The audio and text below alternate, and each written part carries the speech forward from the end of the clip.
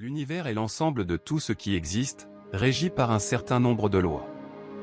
La cosmologie cherche à appréhender l'univers d'un point de vue scientifique, comme l'ensemble de la matière distribuée dans l'espace-temps. Bonjour, bonsoir. Je suis le narrateur de cette vidéo. Je vais vous accompagner dans cette odyssée. Notre Terre située à 149 598 600 km du Soleil. La Lune est l'unique satellite naturel permanent de la planète Terre.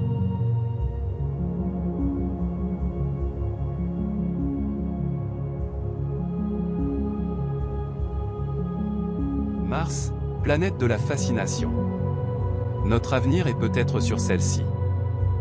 C'est une planète tellurique, comme le sont Mercure, Vénus et la Terre, environ 10 fois moins massive que la Terre mais 10 fois plus massive que la Lune.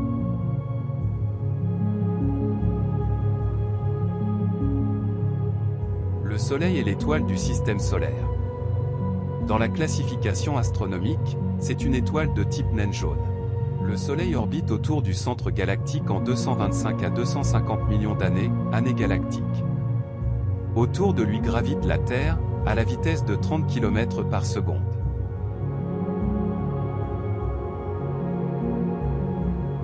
Tout droit réservé à Yukini, reprendre son contenu sans autorisation, fera l'objet d'un signalement au support YouTube.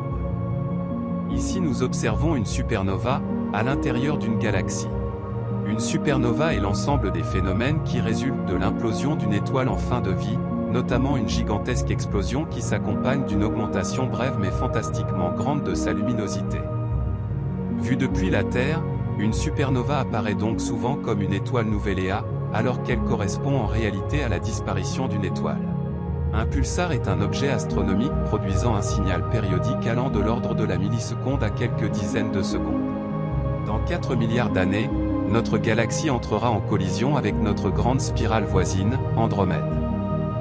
Dans 4 milliards d'années, la Voie lactée, à droite, et Andromède, à gauche, vont entrer en collision et fusionner.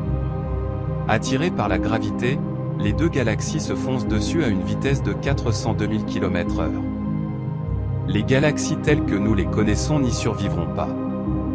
Notre système solaire vivra plus longtemps que notre galaxie. Quand la fusion se produira, le Soleil ne sera pas encore une boule rouge géante, mais il aura grossi suffisamment pour griller la surface de la Terre.